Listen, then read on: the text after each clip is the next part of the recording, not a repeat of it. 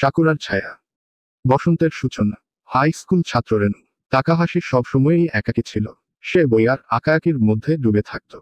কিন্তু এক বসন্তে, যখন স্কুলের চেরি ব্লসম গাছের নিচে বসে ছবি আঁকছিল, তখন তার সামনে হঠাৎ করে হাজির হয় এক রহস্যময় মেয়ে, সাকুরা মিয়াজাকি। সাকুরা ছিল চঞ্চল, প্রাণোচ্ছল আর পুরোপুরি রেনের বিপরীত। প্রথম দেখাতেই সে রেনের আঁকা ছবি দেখে মুগ্ধ হয় এবং তাদের মধ্যে বন্ধুত্ব গড়ে ওঠে। ধীরে ধীরে সাকুরা রেনকে শেখায় কিভাবে জীবন উপভোগ করতে হয়।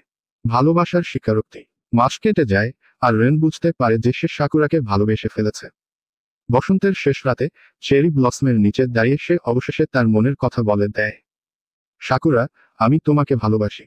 তুমি আমার জীবনের সবচেয়ে সুন্দর অংশ। সাকুরা হেসে বলে, আমিও তোমাকে ভালোবাসি, রেন। কিন্তু আমার তোমার কাছে একটা সত্যি বলার আছে। সাকুরা রেনের দিকে তাকিয়ে বলে, আমি আসলে আর বেশি দিন এখানে থাকব না। রেন হতভম্ব হয়ে যায়। তখন সাকুরা চোখের জল ফেলতে ফেলতে বলে, আমি আসলে অনেক আগেই মারা গেছি, রেন। তুমি শুধু আমার স্মৃতির ছায়া দেখতে পাচ্ছ। আমি সেই মেয়ে, যে এই স্কুলের চেরি ব্লসমের নিচে একসময় অপেক্ষা করত তার ভালোবাসার জন্য। কিন্তু সে কখনো ফিরে আসেনি।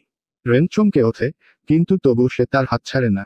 তাহলে আমি তোমার সাথে থাকব, যতক্ষণ পর্যন্ত পারি, রেন ফিসফিস করে বলে। সেই রাতে চেরি ব্লসমের পাপড়ি ঝরতে থাকে, আর সাকুরার ছায়া ধীরে ধীরে মিলিয়ে যায় বাতাসে। পরের দিন রেন যখন স্কুলে যায়, সে দেখে যে চেরি ব্লসম গাছের নিচে সাকুরার ছবি আঁকা আছে।